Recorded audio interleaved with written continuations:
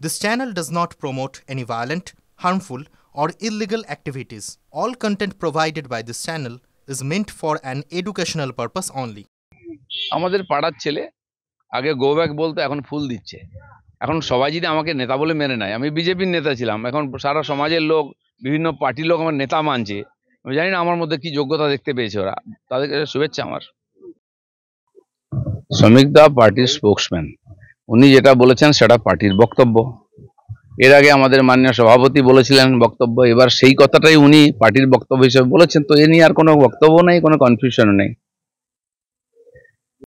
দেখুন, প্রত্যেক দেশের বর্ডারে খোলা জায়গায় মাঝে মধ্যে এরকম ঘটনা ঘটে। বাংলাদেশের সঙ্গে হয়েছে, আর ওই মরুভূমি এলাকায় এরকম সময় সীমা বোঝা যায় না, হয়ে যায় হয়তো ভুল করে বা সন্ধ্যার দিকে কেন চলে গেছে বা এ কেন এসেছে, এটা ওখানে ফ্ল্যাগ মিটিং হয়, এসব নিয়ে কথাবার্তা হয়।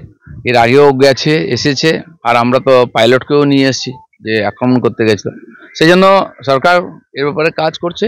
আমার মনে হয় দুজনেই আর সুরক্ষিতভাবে নিজের দেশে ফিরবেন। এরকম লক্ষ লক্ষ লোক ভারতবর্ষে আছে।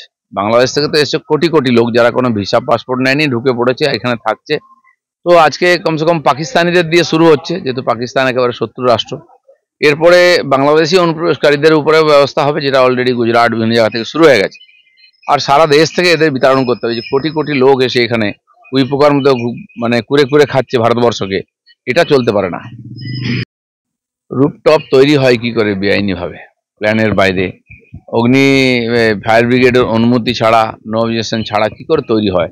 এরকম পুরো কলকাতা জুড়ে আর বাজারে যেখানে সেখানে হোটেল তৈরি হয়ে যাচ্ছে, রেসিডেন্স তৈরি হয়ে যাচ্ছে, ড্রেন নাই, জল বেরোবার ব্যবস্থা নেই, জল আনার ব্যবস্থা নেই, অগ্নি নির্বাপনের ব্যবস্থা নেই।